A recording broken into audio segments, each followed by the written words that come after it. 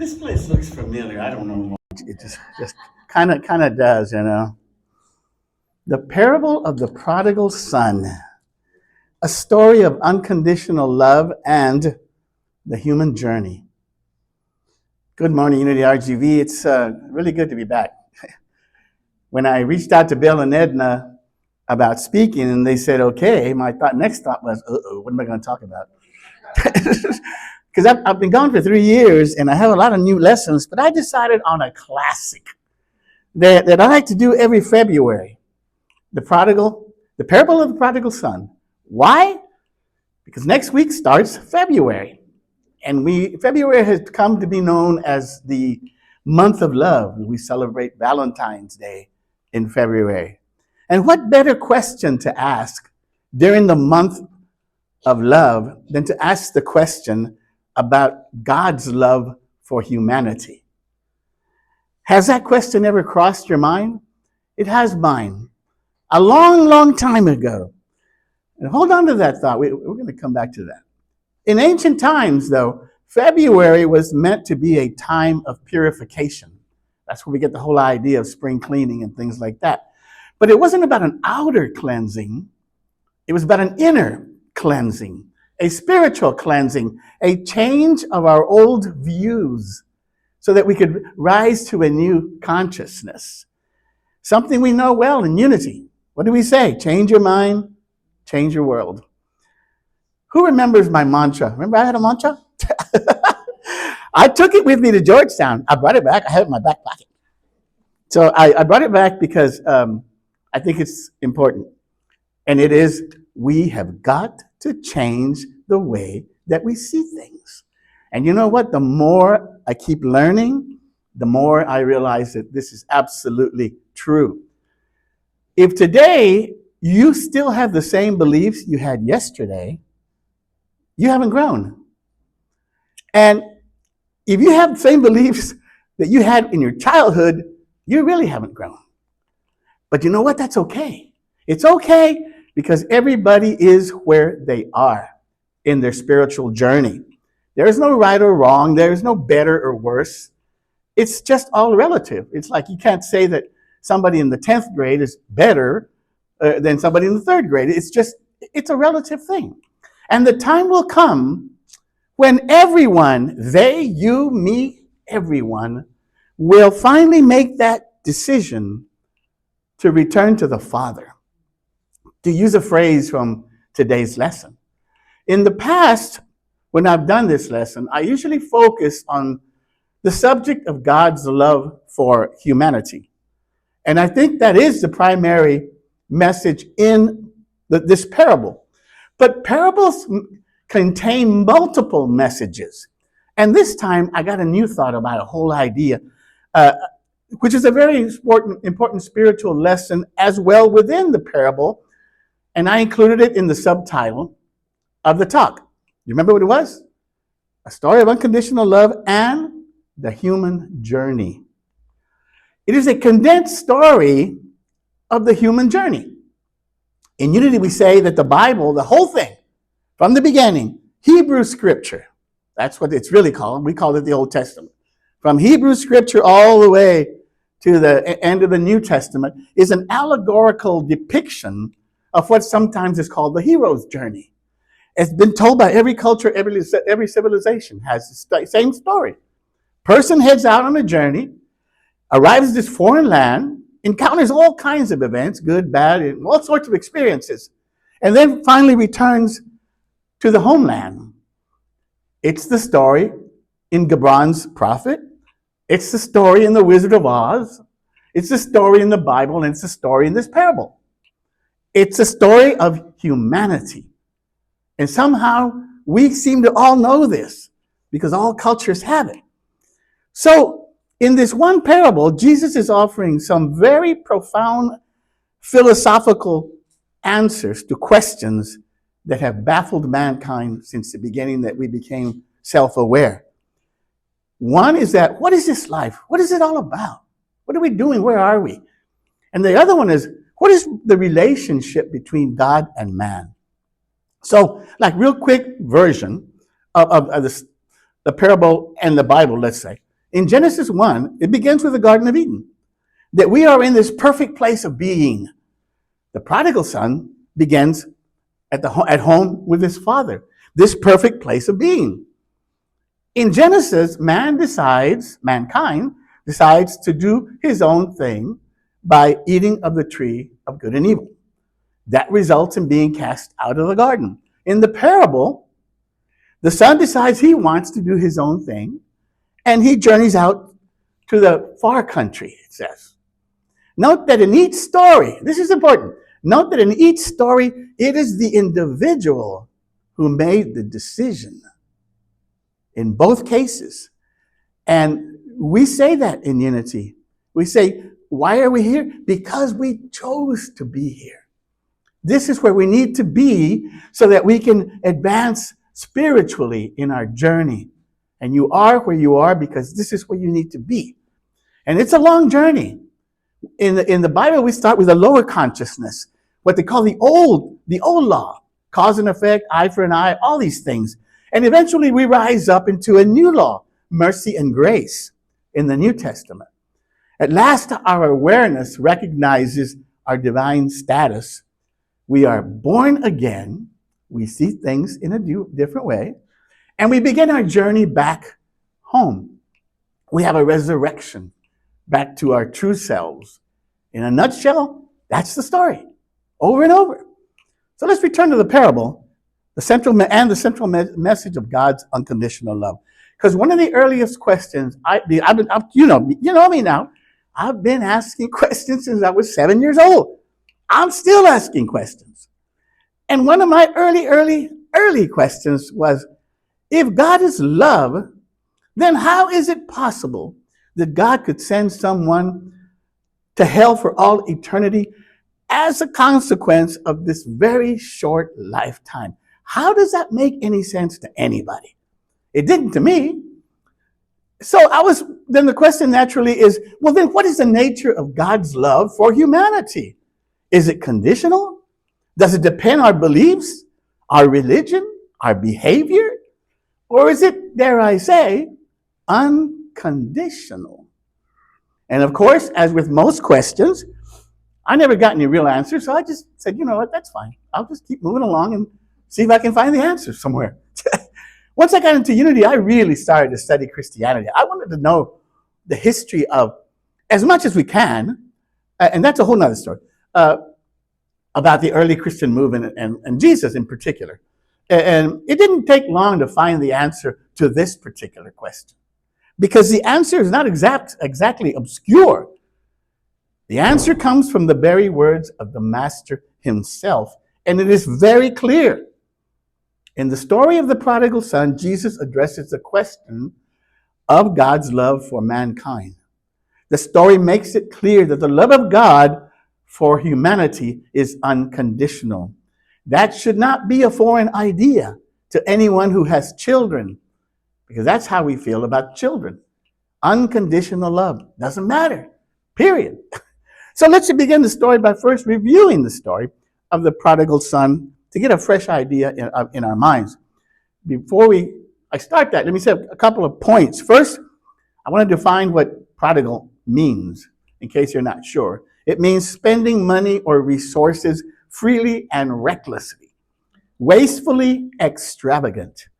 The other point about the parable is that it is one of three parables that just go right in sequence found in Luke. The first one is the parable of the lost sheep, then the parable of the lost coin, and then the parable of the lost son, sometimes called the prodigal son.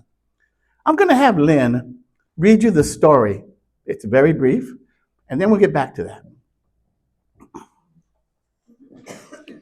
But don't step on that thing. Okay, this is from Luke 15:11-31. Jesus continued, "There was a man who had 2 sons. The younger one said to his father, 'Father, give me my share of the estate.' So he divided his property between them. Not long after that, the younger son got together all he had, set off for a distant country, and there squandered his wealth in wild living. After he had spent everything, there was a severe famine in that whole country, and he began to be in need. So he went and hired himself out to a citizen of that country, who sent him to his fields to feed pigs. He longed to fill his stomach with the pods that the pigs were eating, but no one gave him anything. When he came to his senses, he said, "How many of my father's hired servants have food to spare, and here I am starving to death? I will set out and go back to my father and say to him, 'Father, I have sinned against heaven and against you. I am no longer worthy to be called your son. Make me like your hired servants.' So he got up and went to his father. But while he was still a long way off, his father saw him and was filled with compassion for him. And he ran to his son, threw his arms around him, and kissed him. The son said to him, 'Father, I have sinned against heaven and against you. I am no longer worthy to be called your son.' But the father said to his servants, 'Quick, bring the best robe and put it on him. Bring a ring on his finger and sandals on his feet. Bring the fatted calf and kill it. Let's have a feast and celebrate. For this son of mine was dead and is alive again. He was lost and is found.' So they began to celebrate. Meanwhile, the older son, was in the field. When he came near the house, he heard the music and dancing. So he called one of the servants and asked him what was going on. 'Your brother has come,' he replied, 'and your father has killed the fatted calf because he has him back safe and sound.' The older brother became angry and refused to go in. So his father went out and pleaded with him. But he answered his father, 'Look, all these years I've been slaving for you and never disobeyed your orders. Yet you never gave me even a young goat so I could celebrate with my friends. But when this son of yours, who has squandered your property with prostitutes, comes home, you kill the fatted calf for him.' 'My son,' the father said, 'you are always with me, and everything I have is yours. But we had to celebrate and be glad, because this brother of yours was dead and is alive again. He was lost and is found.'" Mm. So there you have the story. And the definition of a parable is parables intend to convey a spiritual or moral lesson. So what's the lesson? Let's break it down from a New Thought perspective. Let me bring in a pro, one of the best Unity ministers and teachers, Eric Butterworth. In the Discover the Power Within You, Butterworth first addresses the list of characters in the story and says this about them. The father in the story is divinity in you. And the prodigal son is the human side of you that forgets its divinity and experiences separation and ultimate want. Thus, the father is the son. When the son comes to himself, he awakens from his ignorance of himself, realizes his innate divinity, and returns to his journey back home. He is received with open arms. There is no sense of guilt. The father doesn't say, "Now you're going to be punished for your sins." No, he showers him with blessings and cries out, "My son who was dead is now alive again." The human consciousness has awakened to its true nature, and the very hills clap their hands with joy, just as you did. That's an awesome story. So what the story is trying to convey is, as I said, and there's several points to be made. One, and the most obvious, is the love, the reconciliation of the Father and the Son. There is also the story of an idea of God who gives us everything that we need. Our inheritance is written in the story. Because God gives us everything. We don't talk about that in New Thought. It's like a bank account. You don't have to ask permission. It's in the bank. Go get it if you need it. An interesting thing about this whole idea about about the Father giving the Son his inheritance is that traditionally that was done when the Father passed away. Not until that point. But in this case, it reinforces the idea that we talk about in unity, that everything is in the now. You want it now, it's there now. And that's an important story there. Another detail of the story is that when he hits rock bottom, he's feeding swine. These are Jews. They don't even eat pork. So that's really meant to convey that this is really hitting rock bottom. That's what that little point about feeding the swine is. Then there's also free will, the Spirit's need to express itself, which is represented by the journey into the far country. And I've always thought the far country, well, that's the manifest universe, the place where we get to form things so that we can have experiences.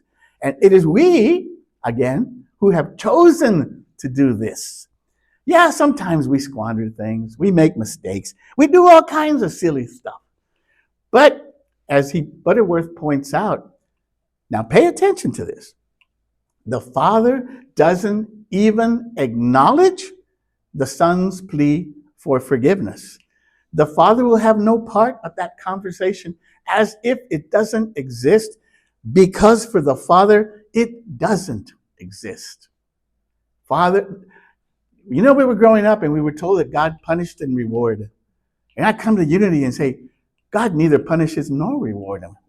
What? How does that work? It's really pretty simple. If God punished and rewarded, then God would be like us. And what we're supposed to do is try to be the other way around. We need to be like that. We got to flip-flop, which we do it all the time. So let me read that little section. The son said to him, Father, I have sinned against heaven and against you. I am no longer worthy to be your son. But the father said to the servant, quick, bring the best robe. Bring him a ring.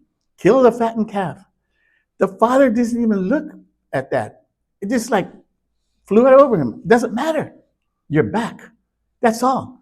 I'm not keeping track of things. Never was. And in the Bible, every time we do that Corinthians, at a wedding or something, God keeps no records of wrongs. Well, there it is. And so, but nevertheless, as humans, Butterworth writes, in our consciousness, we may feel guilty. We may be perfectly willing to take our punishment, to become one of thy hired servants. Because somehow we feel that we need to be punished. You've seen all those movies. I remember whatever it was, the Da Vinci Code and stuff. When these guys are flogging themselves and stuff at the time because they felt I am a sinner and I need to be punished. See, that whole mentality has got to go. It's not doing us any good. It really isn't. And it's time to get rid of it. Because Butterworth says sin is its own punishment and righteousness its own reward. And then there's a story of famine in that story. And that represents a lack mentality, which a lot of us, myself included, sometimes suffer from that. That there's not enough, that we don't have enough people here, this, that, and the other. Everything is a mindset. And it's the hardest thing to learn ever because we're so conditioned otherwise. We've bought hook, line, and sinker into the whole idea that we're miserable sinners and we need to be punished. God does not want this for you. And these are the words of Jesus, and he makes it very clear in this story. So I love the story. And then there's the other thing about the resentful brother. That's another part of the story. Who's the resentful? Because remember, what we say in unity, every character, every event in the Bible is a part of you. So you are the father, you are the prodigal son, and you are the brother. You are all these characters somewhere inside of you. You have elements of this all. And so there's a part of you that perhaps is resentful of something. And we feel that I should have, and in this particular case, the son, complains to the father that you never gave me anything. And he tells him, everything I have is yours. At any time, you could have just taken or done. You wanted to have a fattened calf, you could have done it. Who's holding you back? Nobody. Don't wait for me. Sometimes people tell me, I just don't feel inspired because of this, that, and other. I said, well, you know what? That's your problem. No, really. Because what do we say in Unity? Spirituality for grown-ups. It's like, it starts with responsibility, taking responsibility for your own life. Because I find wonder in everything. I don't need somebody else to try to inspire me. I find wonder in everything there is. And so if you need somebody to inspire you, then you need to work on that. And so there's this reference, and I think the reference is into the Pharisees, that indignation. Because if there was any one group that Jesus really, kind of argued with or battled with, it was the Pharisees. Because these guys were sticklers for the law. They wanted things to be done by the law, period. And so their minds, they were kind of righteous. And they were mad at Jesus. Because he was saying, how can sinners have the same privilege or the same love or the same forgiveness as righteous people? This can't be so. You see, you're still in that old law where you know that you feel like you need to have some kind of retribution. But that's not what Jesus is talking about at all. So perhaps the other idea is that the son is that he didn't have the courage to want to go out, because maybe he was a prodigal son at heart too, but he never made it. And I think I told you last time, years ago, when I first did this talk, is that when I went to the chaplaincy program at Valley Baptist, the first one I ever went to, it was just like 6 weeks or whatever it was. They talked about the 5 regrets of dying. And the one was, I wish I had the courage to live a life true to myself and not what others expected of me. The second one was, I wish I didn't work so hard. The third regret of dying people, I wish I had the courage to express my feelings. The fourth was, I wish I had stayed in touch with my friends. See, how simple things, right? And the fifth one is, I wish I had let myself be happier. And man, do we suffer from that one, right? Because if I only had this, then I'd be happy. And if I only had that, I'd be happy. Why don't you try being happy without having anything? Just being happy. That's what they're trying to say. And so maybe that was what that character in the story represents. And then the whole idea of, in James, the Bible, where it says that a fountain cannot bring forth good, sweet, and bitter water. So the idea that God can reward or punish would be that fountain that gives sweet and bitter water. It doesn't happen. It's one or the other. You got to make up your mind what it is that you believe, and not going with Jesus' talk, because that's the word of the master, and that's what I'm going with. So, can I get a little bit of music? Lisa, thank you. I want you to just think about, take a few moments to contemplate the message of today, which is about, I invite you to just maybe close your eyes and just taking a deep breath and just consider this message for today and contemplate it. Take a few deep breaths, and we begin by giving thanks, we always do, for the time we spent together on Sunday mornings. We are grateful for the spiritual teachers who have come before us, Jesus, Butterworth, everybody, and showed us a greater understanding of the nature of God, ourselves, and that relationship between the two. And in our newfound understanding of this greater presence, we come to the realization that this one presence and this one power is us in expression. We are reminded of God's unconditional love, because there is not a God and me.